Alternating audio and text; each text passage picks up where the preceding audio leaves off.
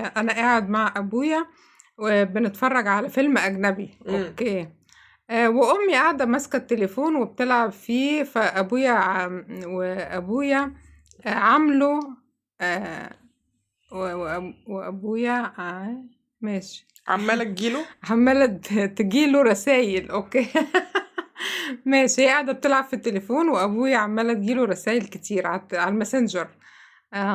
فامي بصت له وقالت له: هو مين بيبعت لك على الرسايل دي كلها؟ ابويا قال لها: معرفش. قالت له: طيب ما تفتح التليفون وتشوف. فحبيت استغل الفرصة، قمت قلت لها: ده شكل مدام نهى اللي معاه في الشغل، اصل عينيها منه.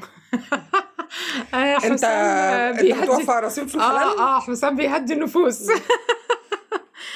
دي شكلها مدام نهى اللي معاه في الشغل، اصل عينيها منه. ابويا قال: ما تهزرش في الحاجات دي، ده علشان بتقلب بجد.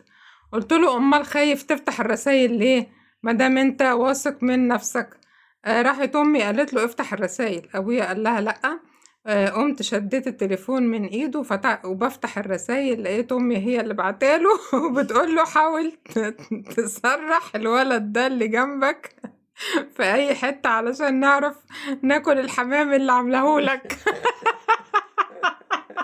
طلعت انت المشكلة يا حسام. انت يا حسام اللي عامل طلعت انت اللي عامل المشكلة يا حسام.